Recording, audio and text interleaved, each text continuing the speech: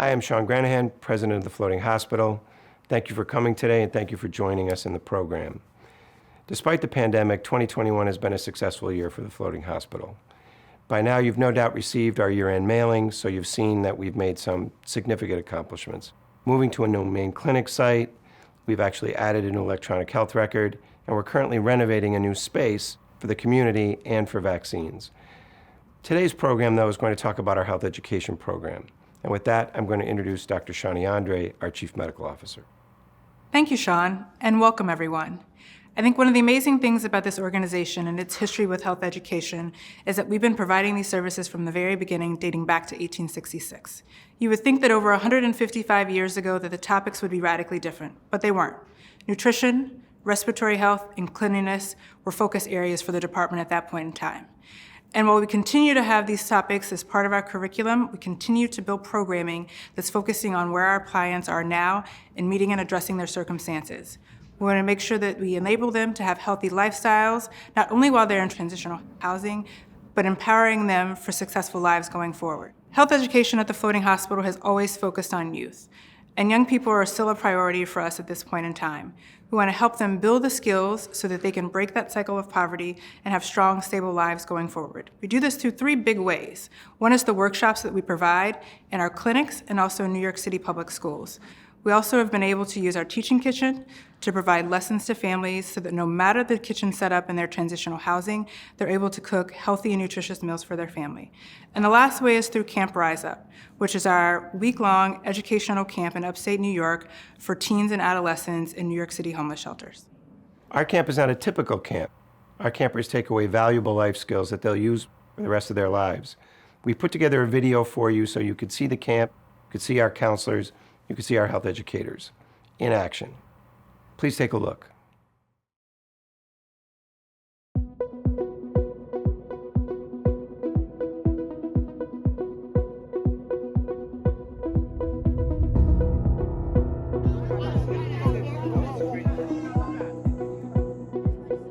Chilling, yeah, that's right.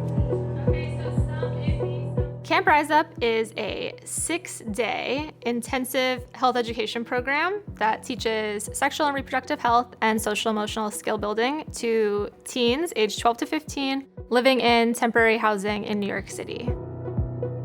The overarching mission of Camp Rise Up is really to instill in them evidence-based skills and knowledge to ensure that they can make informed decisions about their sexual and reproductive health.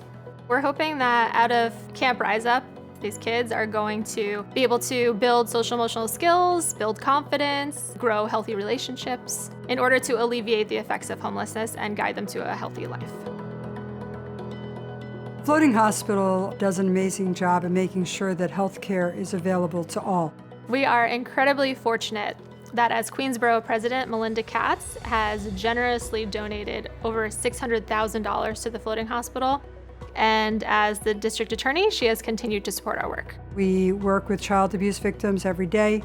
They not only need health care, but they also need social services, and they should know that there are places to come to. The district attorney's office for prosecution of that, and also organizations like the Floating Hospital. Originally, the Floating Hospital was on a ship, and Camp Rise Up is similar in that way. We take them out of the city, let them be in a completely new environment for the week. There is a balance between learning and having fun. Our health education workshops are the core element of Camp Rise Up, and they focus on many different topics. A lot of topics are not taught in school, specifically tied into health. We're filling in a critical gap in today's society. My favorite class at camp was meditation and therapy. It helped with a lot of stuff I was going through. I think my favorite thing about Camp Rise Up was bullying class. I learned a lot about when it comes to being safe, when it comes to protective sex. Learned a lot of stuff about different body parts that I didn't know before.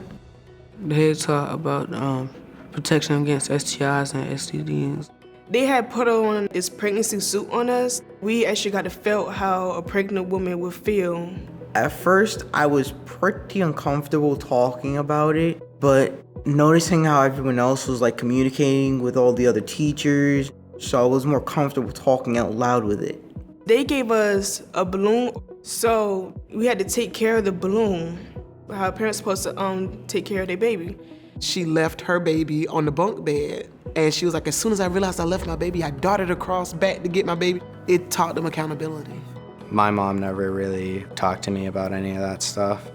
So I think they're going back more aware, and hopefully that will lead to safer choices. When my kids came back home from camp, they told me, let's have a trivia night. We want to tell you what we learned. And I learned a lot.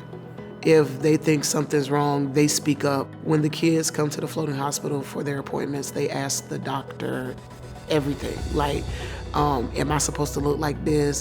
What can I do to lose weight? In that short amount of time, they really did blossom. They very mature now from being in the camp for the past 2 years. I have seen an enormous amount of change in some of these campers. They're much more confident, they're more outgoing, and they're also talking about their futures more. The safest communities that we have in the entire world are those where young people never end up in our court system. And the way that that happens is having education and a place for people to come to before they end up in the criminal justice system. And it is one of the things that Floating Hospital does. From a family's perspective, to know that there's an organization to go to for advice and for teaching is, I think, key in a family's growth and their future. I wish that I had the opportunity to go to camp. I feel like I would have been able to learn the things that I should have known that I now at 34 years old am just now learning. I feel like I would have definitely had a different outcome in life. If I was to describe camp in one word, it would be amazing. Amazing. Fun, loving, and caring. Family. A 10 out of 10. Just perfect. I loved camp more than anything, and I wouldn't trade it in for the world. The major goal in all of the Floating Hospital's health education programming is to disrupt the cycle of poverty and intergenerational homelessness. I think that Camp Rise Up can break that cycle.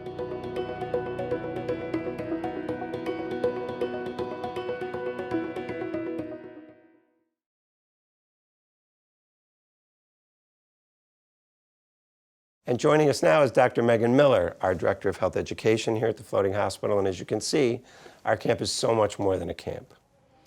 Megan, I think everyone saw in the camp that this is such an amazing complement to the more traditional healthcare services that we provide. What was the inspiration to add this to your services? My inspiration actually came from serving in the Peace Corps in Uganda. I directed several camps when I was there, and I realized that it could be a great tool to teach things like life skills and combat risky behavior. So when I started the Floating Hospital in 2017, I saw a really good opportunity to build a camp similar here. According to the Youth Risk Behavior Survey, unstably housed youth are actually more likely to use drugs and alcohol, more likely to have sex before the age of 13, and more likely to enter into abusive relationships when compared to their stably housed peers. So our camp is a mini boot camp that teaches life skills in order to prevent these outcomes. So I know at the first year of camp, it was a week-long day camp. Why did you make the transition to making it a sleepaway camp? Because sleepaway camp is like a completely different experience. We take them into a different environment. Our kids are living in shelters. Some of them are living in hotel rooms, one-room hotel rooms with their mother and siblings. And so we take them, city kids, out to the country. It's like this beautiful, serene environment. And, you know, it allows them to focus completely on our health education workshops. At first, we were a little bit worried about, taking these city kids out to the country. A few of them were threatening to run away. But then it gets completely black at night.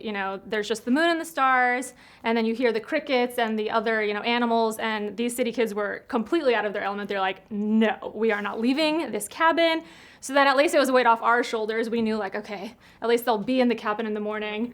By Thursday of that week, they were all sitting around a campfire with s'mores and crying that we were like a family to them, so it worked out. And what does make our program unique?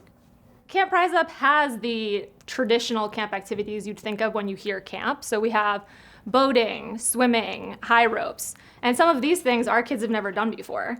But what I think really makes Camp Rise Up unique is that it is an intensive health education program.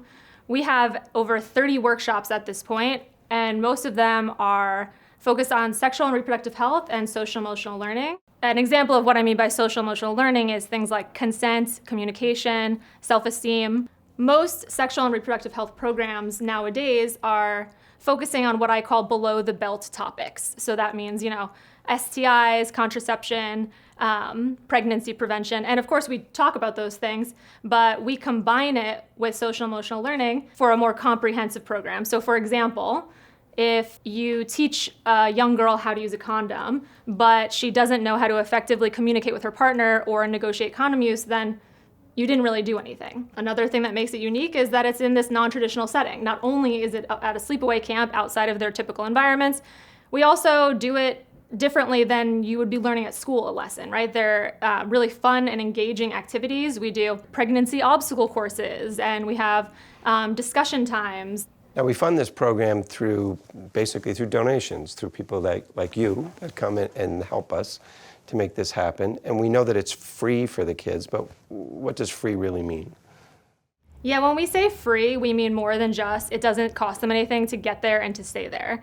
We provide everything they need in order to completely focus on camp and not have that be an issue or a barrier for them coming. So we often take for granted things that would be needed for camp. So we provide them t-shirts, sweatshirts, pillowcases, blankets, hygiene kits, school supplies, really everything. And we're really hopeful that in the future that we can provide even more essentials for our campers, because we can't really assume that they'll just have these at home. So we're still clearly in the throes of the pandemic and dealing with all of its effects. And the question I'm sure everyone has is, were you guys able to hold camp during the pandemic? Yeah, luckily we were able to still have camp during the pandemic. We did have to make a few changes. We had to pivot back to a day camp, which is what we originally did for this pilot year. But it had started to gain some momentum and we didn't want to lose that. So we added a second week. So 1 week was returning campers and 1 week was new campers. And this was in order to abide by COVID protocols of group size. And the way it worked is we would have our health education workshops in the morning, and then we would have field trips in the afternoon. So we still wanted to do things that either these kids normally couldn't afford or were kind of far away and they wouldn't have access to. We went to Rockaway Beach, we went to Brooklyn Bridge Park, and we took the ferry as an homage to our ship days. And we even took a flying trapeze class. So it was really fun, but I do think that it's more impactful as a sleepaway camp. So you mentioned returning campers. Are the kids able to come back to camp for more than 1 year? They are. Originally, we thought that this camp was going to really be a standalone kind of 1 year thing. We actually now have a 3-tiered curriculum that all run simultaneously during camp weeks, and we call the different levels Climb, Trek, and Rise.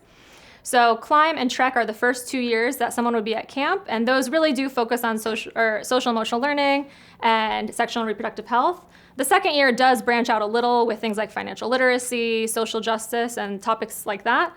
And then Rise, our final year before they kind of age out, is more for them to build skills to become counselors in training. So this is behavior management, facilitation skills, basic counseling skills in case they have a camper that confides in them something big. And even this past year, we had already 3 CITs and 1 counselor that were all past campers. Nice.